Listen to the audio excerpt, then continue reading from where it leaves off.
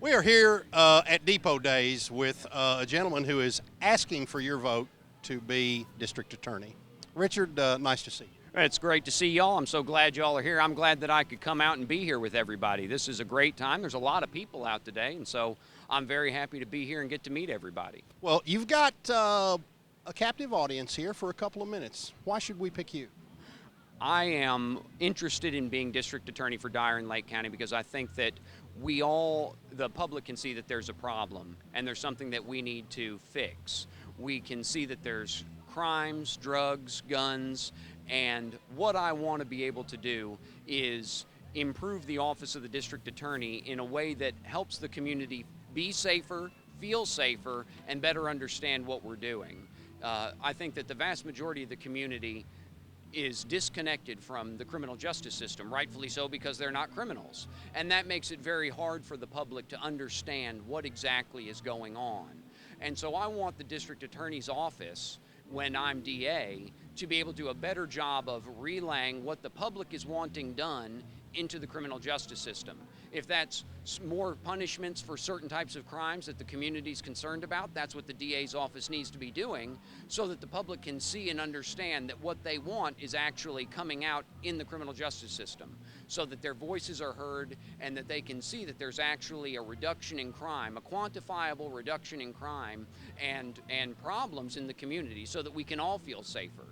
You know, my wife's here, my wife teaches here, my kids go to school here, and that's where part of what I saw, where I saw the problem is where they're at and what the system is doing to protect them. And it's coming up short, and what we need, but it's something that we can fix. The fix is available if we're willing to do it, but it's not something that one man can do, whether it's me or anybody else who's DA. It requires community investment and engagement in what's going on. That's what I want people to know. That's what I'm out here telling folks that that's what I'm wanting to do, is to get them involved where they can understand and feel safer because they know what's going on in the system. Well, I appreciate that. You know, it's so many times it becomes a money thing. You know, it's how much money is it bringing in and what have you, but it doesn't actually do anything to solve the crime problem. Is that basically the change that you're looking for? That is a big part of it. You know, the criminal justice system is rife with fines and fees, court costs that don't actually fix the crime problem. A lot of your criminals, especially the petty criminals, are being so overloaded with fines that they can't even pay them. You know, they can't get their driver's license, and so they can't go to a job.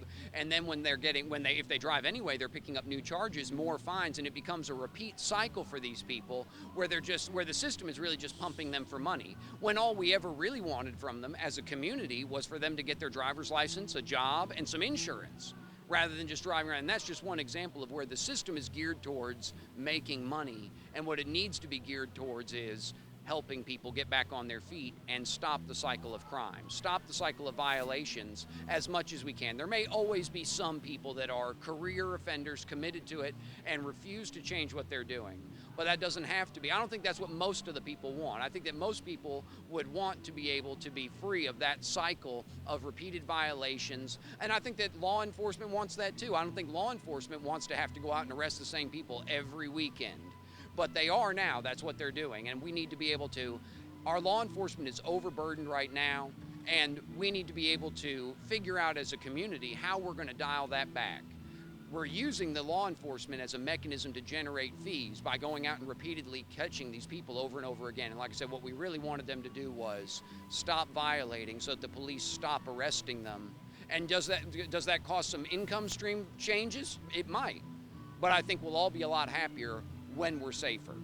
I appreciate it, Richard. Thank you so much for all you do, and good luck. Thank you very much. I appreciate you taking the time. All righty. And come on out to Depot Days. That's where we are.